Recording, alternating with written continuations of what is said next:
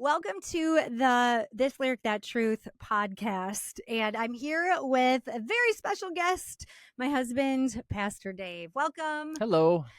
Okay.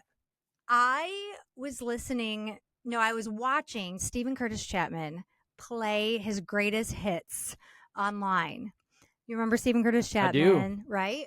And he was playing a song, and it was so weird hearing this song after having been married for 24 years as it was when I really first heard it, I think probably before I was ever married. And I was previewing the lyrics before you came in, and I was tearing up so much. I don't even think I can get through it because it's a springboard for our conversation about marriage. Okay. I think I know what song you're talking about. Right. The part in the song that made me like stop in my scroll was, I will be here and you can cry on my shoulder when the mirror tells us we're older. I can't even get through it. I will hold you and I will be here to watch you grow in beauty and tell you all the things you are to me. I will be here. I will be true to the promise I have made to you and to the one who gave you to me. I will be here so you can cry on my shoulder when the mirror tells us we're older. I will hold you and I will be here to watch you grow in beauty and tell you all the things you mean to me. I will be here. Oh, I will be true to the promise I have made to you and to the one who gave you to me. I don't get emotional. It's the old Steven Curtis Chapman song. Yep. Good old SC squared. That's like what marriage is, right? The mirror is going to tell you you're older and you watch each other, you grow. I mean, like, and I'm still here. I haven't gone anywhere. You can't get rid of me. I'm still here. Still here. Praise the Lord. Faithfully. Yep. One foot in front of the next, in front of the next. Do you remember when Andy Stanley taught that message on, it was on faithfulness, or right? Like just faithfully what life is, putting the next right foot in front of the next right, doing the next right thing and the next right thing. Exactly. One foot in front of the next, one day at a time, just doing the next right thing. That is really marriage. If you look at us being married for 24 years, over 24 years now, it's just one day at a time, one day of faithfulness at a time, showing up. And there are days that are really significant, but there's also a lot of many ordinary days where the meals are ordinary, the conversations are ordinary, but you stack ordinary on top of one another, and then all of a sudden you have 24 years and the relationship deepens. Isn't it cute when you and I get to sit with young couples that are doing their premarital counseling with us? And our mission is to just kind of train them and give them some skills on having a successful marriage right there as they're starting out, and they're starry-eyed and they're so excited. And it's kind of tricky. You almost shouldn't do premarital counseling. You should almost do postmarital first year of marriage counseling. No, that's not the right term, but people kind of I don't know if people don't think it'll happen to them, or it's just like the time in life when you're just so excited to be with one another. You can't imagine that problems are going to arise. Yeah. And if I could generalize and say one thing about our experience from premarital counseling, they're so focused on the wedding, the date, and all of those details. And that is fine. And that is significant. And that's a lot to talk through, and all of that's important. But I think that each couple is looking for this one thing.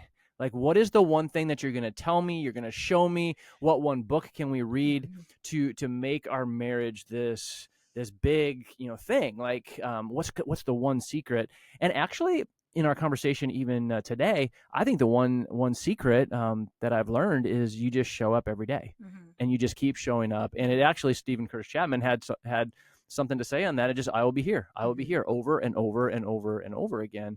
And then all of a sudden you get to 24 plus years and the depth of relationship has grown. And I've already said that, but like I think everybody's looking for that one book to give them that one thing. Yeah. The best book out there on marriage. Tell me just that one little nugget. And really, we're all into these big moments. but really it's all in the midst of the ordinary. You said something to me. You and I, one of the hobbies is we have a 4-mile trail that we walk. We really like to try to do that about once a week, and we do like a walk and a talk. And now let me just interrupt you. Ceci's saying that it's a 4-mile walk. The way that she walks is more like a run. It's like a slow jog. Like you in some cases walk faster than some people run. And I'm not putting down anybody. I'm just like, you are a fast walker. What was our best time? Our best time on Saturday was 12 minutes and 35 seconds in a mile. I want to beat that 12. I think one time I got sub 12. You're gonna have to run to get under 12. I don't know. I think I can do it. But we were just kind of talking about our life, and I would say we're in a good season right now. Lots of married couples talk about different seasons that they go through, and we're in a good season, I think. But you kind of said, because that's what, after we had that conversation and then I heard that song, it reminded me of that moment. I'm going to tell you all the things you are to me. And you kind of said, Ceci, you have some quirks, but you kind of are who you are. And I just don't want to spend my life just waiting for you to change, but just kind of see the beauty in the way that God created you to be. Not that you don't, work on stuff and try to get better. You've grown a lot in 24 years, but I think another tip is to appreciate the one that you marry and not try to change the one you marry. Yeah. You are, and this is, I think, a little bit of where our conversation went. You are creative. You're a visionary. You love coming up with new ideas. And with being a creative, a visionary, that means there's just stuff around. Like today, I found a spoon hanging off the edge of the counter halfway, and I'm like, "Is this some trick you're doing? Is this like what is going on?" It didn't make it into the dishwasher, but that's just you. And it's like I can get really upset and be like, "Why won't she put stuff away?" or "Why won't she do this or that?" Or I can appreciate who you are and who God created you to be, because you have gifts that I don't. There are things that I just take care of and I do over and over and over again. And I just get into this routine that you have routines, but that isn't super descriptive of you. So it's appreciating the one that you marry instead of trying to change the one you marry. Yesterday or this week, we were looking at our kitchen island, and there was a bunch of like brown powder on the island. And you quietly said to me, "Is this yours?" And I was like, "Yeah, that's from this bone broth stuff I'm drinking." You're like, "Okay, then I'm not going to yell at the kids for leaving a mess because it was my mess." Well, in that moment in my head, I was either going to train up the kids or I was going to clean it up because it was your mess. It was one of two options. Either I'm yelling at the kids, telling them to come here, or I'm just like, okay, I'll take care of it. So it's normal to have these kind of things, you're different than your spouse. You process the world differently, and you can fight against that your whole life long, or you can figure out how to find the beauty in it and celebrate it and then help them too. Well, and in all honesty, just to be transparent, like there are times that are better than others. And when stuff is really busy, when there's a lot going on, you get tired. And it's easy to look at the other person and be like, "Oh, I just wish they would do this, this, and this, and this." And so when there's a season where you're not pressed to that edge and you're like, we just need to get something done.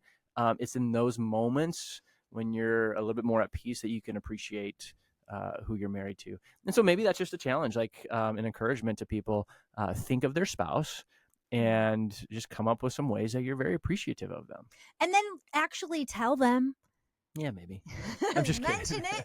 Go on a walk and talk. Doesn't have to be a 12-minute, 30-second walk. Yeah, see if you can beat us. See if somebody, a couple listening, can go sub 12:30. I'll tell you, you made an offhanded comment to me a couple of days ago that just made me absolutely sore. It was this little thing.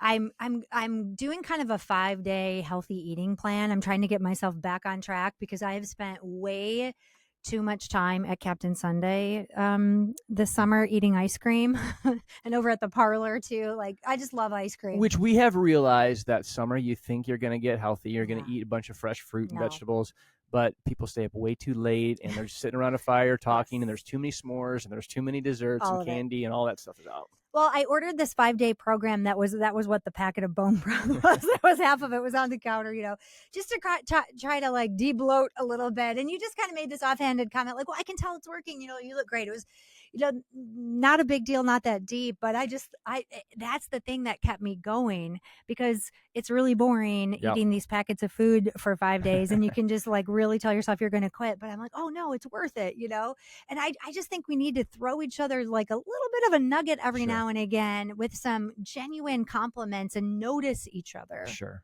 Well, and that's it. Notice one another. And that goes back to a previous podcast that we did. When you're going around town, just notice people. Stop and slow down and notice people. And no one's in our relationship, no one's a doctor, no one's on call. No, like there's no emergencies to run to. So we can slow down a little bit and notice one another and maybe be interruptible even in our own homes. That's a good idea. I think that is very significant. That podcast affected a lot of people. If you want to go back and listen to that discussion we had about being interruptible, I've heard a lot of feedback that it's just really helping people take some margin in their day. So I appreciate that perspective on that. And that's something I can keep working on. Yeah, I can think of it when I'm at work or out and about at Meyer, but I don't tend to bring that same thing back into my own household. You've done a fair degree of counseling in your years as a pastor. How many years have you been a pastor now? Too many. Too many? Too many. No, that's a good question. 24, almost 30 years.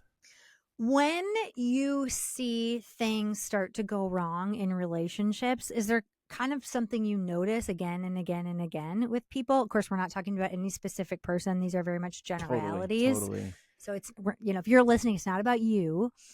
There was a song years ago, and I wonder if you can help me remember who sung it. But the title of the song was "Slow Fade." Do you remember that song? That is Casting what Crowns? I don't know. Mercy Me, I don't know. But that is one thing that I see. And the song talked about, it's not all of a sudden it was this big moment that things went off the rails. It is this slow fade, a slow distancing from one another. It's, when you think like, oh, I should compliment my spouse, when you don't do that. I'm not saying that that's going to end up and being this huge issue, but that's what happens. There's just the slow fade that takes place. And I remember somebody saying, given a story. They were counseling a couple. And it was a pastor outside of West Michigan, but they were counseling a couple and in a really hard situation. And a person came into the office around 4:30, and this pastor had to go to a baseball game that his son was playing. And he's running off to the baseball game. He's a little late. And this person is like, no, I need to talk to you right now. I need to have this conversation with you right now about my marriage. And he looked at this person and just said, you know what? Your marriage didn't fall apart overnight. It fell apart over a series of years, months and years. And so that's what I've seen. And what I try to do is take people back to when they were first dating or when they're first married. Like, there's a reason that you fell in love. And can you remember those reasons? Can you remember all the way back then? Can you pull up anything? Yeah. But it's just choosing then as you do that, choosing to die to self. And okay, how can and to look in the mirror and saying, how can I improve? What do I need to do? Is the point of marriage to be happy? No. I think that would be surprising to people. Yeah. Do you think it is? No. Yeah. I think that a lot of us feel like the world's message is, if it's not making you happy. Now, okay, we got to go over this. This does not mean if you're in a situation with any kind of abuse. Of course, please get help. Totally. We've helped a number of people that were being abused. We do not ever recommend you stay in an abusive situation. So we're not talking about that. But the purpose of marriage is to point people to Jesus through your marriage. And I know that we don't do it perfectly. Yeah. Well, we don't even do it well a lot. Totally. I yell at the kids too often, or, we make mistakes, our house is so far from perfect. But I think when it comes to happiness, even if we're talking about happiness not being the goal, you got to talk about what is happiness. And we think happiness is, I don't know, just warm, fuzzy feelings or a smile. And I was watching a documentary and they're talking about happiness and happiness leading to a longer life. Well, happiness comes from having a purpose in life, having a deeper meaning in life. And so I think the happiest marriages have that deeper meaning and that deeper purpose. And that's to glorify Jesus. And so, I was thinking about the Beatitudes, and they start off with, blessed are the peacemakers, blessed are the poor in spirit. Well, blessed means happy. And I heard a translation of the Sermon on the Mount, and they were saying it this way. They were saying how good it will be for the person who hungers and thirsts after righteousness. And so how good will marriage be when you die to self? How good will your life be when you live a life of purpose? And again, that's where you're going to find happiness.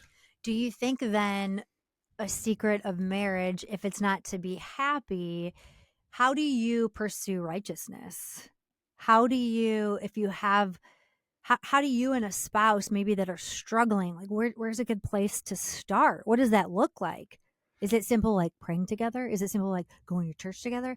Like how could someone really take a marriage right now that isn't going that well, or they've experienced that slow fade and things used to be good and they've just drifted apart and lost a huge part of what they used to really enjoy about it? Where do you start or start over? I will say this, and something that we're not strong at, so just to put our faults out there, and that is praying together on a consistent basis. I heard somebody say, like a marriage will get 40-50% stronger. Like the percentages were significantly stronger if people pray together, if couples pray together. So you could it would be there. huge. So you could start there and just start praying together, with a consistent time. But I think the secret is everybody wants to change somebody else, but very few want to change themselves. And so it's always looking in the mirror. I think that is 100% where it starts. I'm supposed to love you as Christ loved the church. And so, which is a joke. I will often. You use it as a little bit of fuel and ammunition. I'll pull that every now and again. If you're frustrated with me or frustrated about something, and I'll say, that's not loving the church very well. But for example, like in a very real way, what does that look like? Okay, if you need to have a conversation about something going on in your life and in your world, but I want to have a quiet time. I want to just sit by myself. I don't want to engage in a deep conversation. Well, loving you as Christ loved the church is laying down my desire to have quiet time to open myself up to a deeper conversation. That's what it looks like on a day-to-day basis. But I've sat with so many people who, and I've had this where people were yelling at each other in my office. And I'm like, well, will you guys just stop? And like, am I talking to my kids here? Like, who just are the teenage kids who are just fighting with one another? I'm like, will you just stop and look at yourself? And so often coming out of a meeting like that, I will give them just some homework, and I'll say, look at your own life and what can you do? What do you need to lay down? And I think that's where it starts. We have to look in the mirror. I also think praying together is great, but like praying for your spouse too in your own quiet time is really great. Totally. And I've heard lots of stories of things that have really changed when people just started praying specifically for something, and like let God do it instead of you tried to manipulate the change, let the Holy Spirit do it. There was a book years ago, a book or some sort of movement. I remember hearing about it, and it was how to get a new spouse or maybe even a new husband. It was geared towards women. How to get a new husband in 30 days.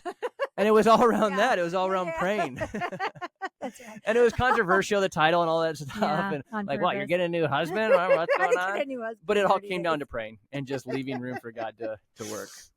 One thing that I know as your wife covers a multitude of anything else, any way you could ever irritate me, or the secret ways I wish you would change too, or whatever, because we all have those. What are the secret ways?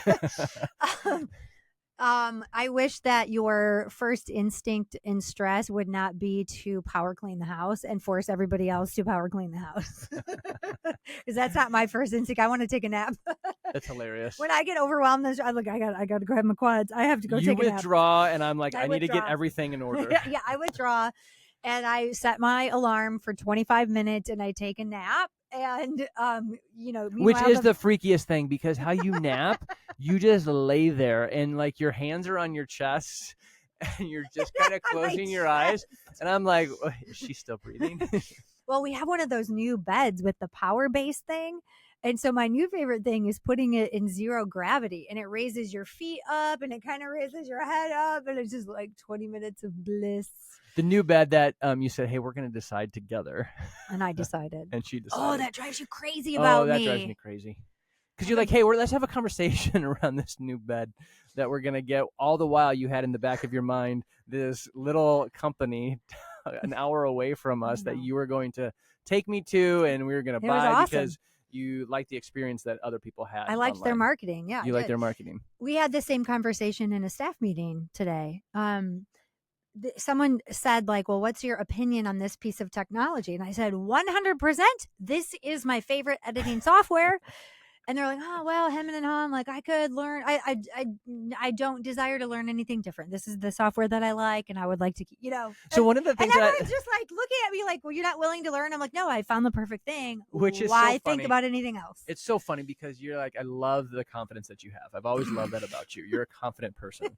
But why do you have to lead with 100%? Why can't it be like, how I feel. Why can't it be like 90% sure? It's how I feel. Leave room for some discussion. No, okay. Whether it's a mattress or whether it's something else. That is fair. I'm learning and growing and how to be a better teammate and wife. And I'm learning. I'm not always right. But I would say the thing that I appreciate about you is if you find something that you absolutely love and has actually worked for you and it has improved your life, you want everybody to know about it, not because you're trying to get a deal or trying to make a deal or whatever, but you think it will help their life. That is a little part of my job that I absolutely love. I love telling people about these local companies and stuff. Now this sounds like an ad, but it's not. Totally. That's like helped me in like with my health or helped me solve a problem or helped me figure something. We had carpet cleaners at our house and they made our carpets look brand new. I'm like, I got to tell everybody about these carpet cleaners. I get excited. And it's the same thing with me. Like if there's something that you do that you're really excited about that's changed your life, you're like, you have to do this. You have to do this. You have to do this. And it's because you want me to feel better. You want me to be a better person. And, to go back to this thing that you're on, just trying to get a little bit healthier coming out of the summer. You are a sucker for these programs out there. Oh yeah. I was influenced. You're a marketer's dream. I was influenced to buy this whole kit. I heard the guest on a podcast one time. And she kept using the word obsessed. She'd say, people are obsessed with these products. And I thought, I want to be obsessed. I want to be obsessed about my health. And honestly, I would rate it 3.5 stars out of 5. I am not obsessed with their bone broth, but it was good. But here's what you got obsessed with. Because if I look at what's sitting on our countertop, it's this cool brown box. And it's all of these packs in different colors that are color coded. Yeah. And it's packaged really, really well. And the online presence is done really well. And so if you ever want to get Ceci's attention, package something really nice. And that's what was the case with our mattress. Their store and the whole thing was packaged really well. Now I'll say this, you try a lot of different things. And you're willing to branch out because you never know what's going to be a new thing. Whereas, and I think that's a good thing because we've stumbled across some things that are actually really good improvements in our life. Whereas me, I'll do the same thing over and over and over again. My running loop is the same over and over again until a couple weeks ago I did change, but. So what I hear you saying in these kind of fun stories, you have learned that that's who I am. It's not how you are. Yeah. Your first reaction could be to be irritated about it. Probably years and years ago, you would have been irritated about it. I like to be honest. I still am irritated by it on occasion. And to be honest, I don't walk on clouds. Far from it. I walk on the dirt. People think you do. No. People totally. No. After this releases, people are like, oh, your husband is so amazing. I'm like, I know. But I will say this. I do make a decision in my mind. There are things again, we're just opening up our lives. Walking into our bedroom or our bathroom, there's stuff all over the floor. And it's kind of like an obstacle course. I am working on it. It's an obstacle course to get anywhere in our bedroom or bathroom. No. Our bedroom is clean right now. I'm working on it. The bathroom, not great. But I can choose. Here's what I decide in my mind. I can choose to make this an issue, or I can choose just to be like, you know what? At the end of the day, it really doesn't matter. And it's perfect. So that's what I try to do. I don't do it perfectly. Since we got our new mattress, I have kept the bedroom mostly clean. I did find a pair of socks like wedged in the other day. Mostly clean. Mostly clean. How many times since getting our new mattress have you made the bed? 3 times. And when did we get a new mattress? Back in June. I wash the sheets once a week. No, I'm not talking about washing the sheets. Making the bed. Making the bed. Yeah, probably 3 times. I heard that unmade beds are healthier than made beds because if you make the bed super, super tight, it traps bugs in it. And if it's not made, everything just flies out of there. Okay, but years ago you read something about a Navy SEAL who said you can tell if you're going to have a successful day if you make your bed. And so you were on a kick for a little while of like, okay, I'm going to make my bed. I debunked that theory because I've had a very productive day today and the bed is unmade as I'll get out. I thought you were asking me like how often I wash the sheets. I'm like, I'm not dirty. No, you're not dirty. I'm not a dirty person. No. So, and I could make the bed too, but I choose not to. So it's on both of us. To kind of like head toward the exit ramp here, so to speak. Is this exit ramp like a winding one? Okay, well, this is another thing. You had told me that you would like the podcast to be a little bit longer. I have a radio brain. I'm trying to keep everything super, super concise. So when there's a natural break in a conversation, I'm ready to get out of there. But we don't want to oversimplify things, but there's a great place where you can start is by praying together. Mm-hmm. You can start praying for your spouse and you'll have a new one in 30 days guaranteed, money back guarantee.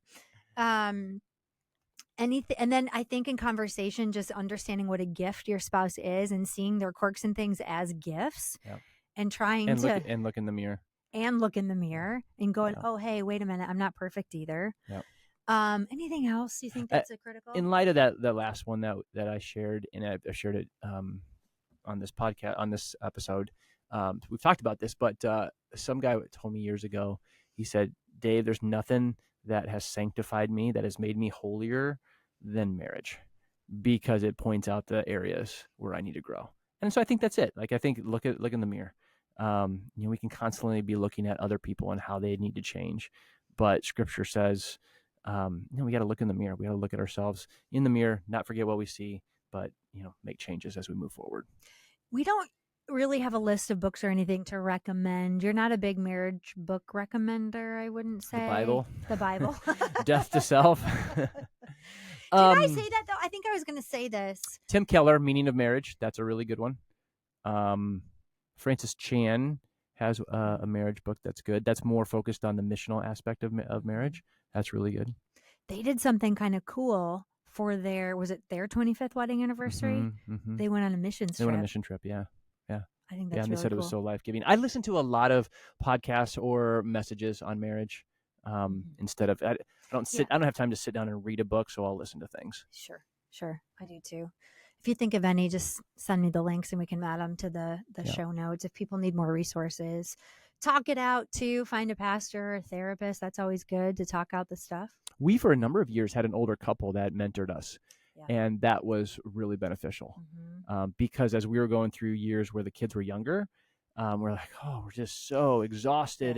And they really spoke life into us during those years, which was so beneficial. One little trick I use a lot in our own conversations is we try to get to the thing behind the thing. Mm-hmm. A lot of times the stuff you're arguing about isn't really about what you're arguing about. There's just something deeper. And if you can figure out what that is and tackle that problem, the thing behind the thing, then problems can get worked out, I think, easier. I think the other thing that can cause issues within a marriage are uncommunicated expectations.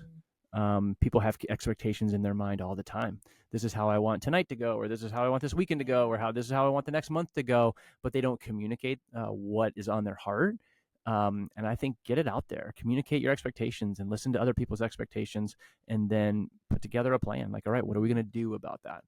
Because I think too, sometimes people think they're being selfless and like, oh, I'm not going to put my expectation out there. But I'm like, no, be a little, not selfish, but it's like, no, these are my dreams. This is what I would love to see happen in our family and in our marriage. Put that out there, but listen to your spouses as well. But a lot doesn't get communicated. My expectation oh, great.